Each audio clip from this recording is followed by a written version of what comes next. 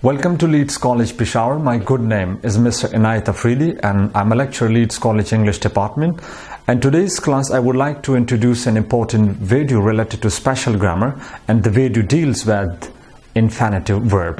What exactly infinitive verb is? Infinitive, when verb base form is preceded by preposition to, is called infinitive. I read that one. When verb base form, mean the root form of the verb, is preceded by a preposition to, is called infinitive. Because in this case first come preposition to, then directly followed by verb first form.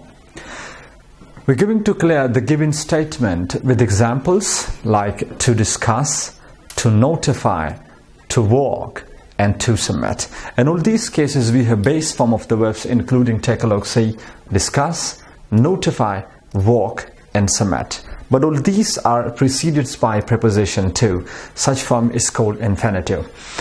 Important point is that infinitive furtherly has three subdivisions, including marked infinitive, unmarked infinitive, and splitting infinitive. We begin first of all, what is marked infinitive? Marked infinitive case, the same I discussed, that first come preposition to will be directly followed by base form or root form of the verbs. Examples given: to run, to reject, to apply. Say run, rejects, and apply. Base form of the verbs, but three of them are preceded by preposition to. What is unmarked infinitive? Unmarked infinitive is a little bit different from the marked infinitive, because in this case its verb base form is not preceded by preposition to, but we have modal helping verbs. Take a look, see, will run, can reject, and may apply. We have same verb first form, run, reject, apply, but we don't have prepositions. We have auxiliary verbs, will, can, and may, and many more examples. Such case is called unmarked infinitive. In this category, splitting infinitive is a special case. What is splitting infinitive? So splitting infinitive, first we're going to discuss what is split. Split means to divide something into parts. In splitting infinitive, the marked infinitive, mean the preposition to in base form of the verb, is split by adding adverb in the middle. Type of infinitive which is split by an adverb. We're going to clear the given definition with example given. Take a look.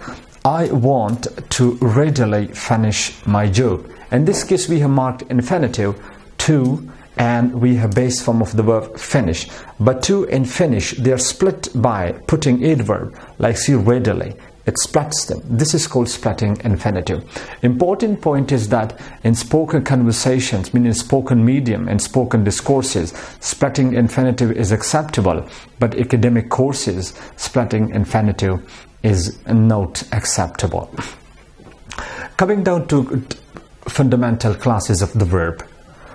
Verb mainly has two subclasses, including number one, auxiliary verb, also called helping verb, right over here, and the second class is called lexical verb. We also call it dictionary verb. First we're going to discuss auxiliary verb.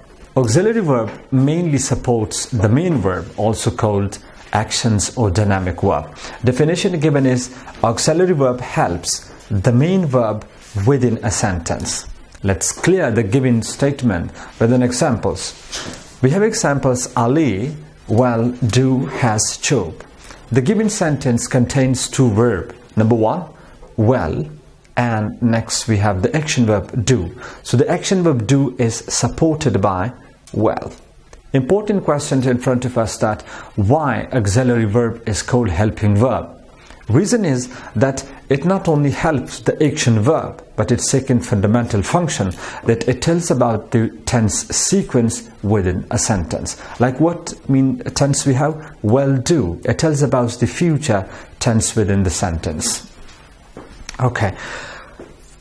Coming down to the different categories of the auxiliary or the helping verbs, mainly we have two fundamental categories. Number one, this is the primary auxiliary verb, and second was the modal auxiliary verb. Primary auxiliary verb furtherly has three classes. We say the do verb, including do, did, does.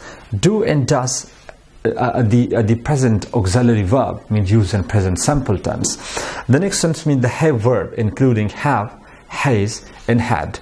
Out of them, have and has are the perfect auxiliary used in perfect tenses, while the had is called the perfect auxiliary, meaning the past perfect auxiliary used in past simple tense.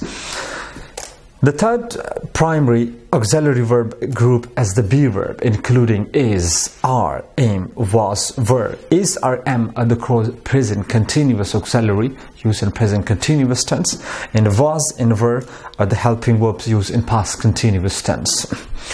Coming down to can, could, may, shall, would, and will, they are called modal helping verb used for different purposes.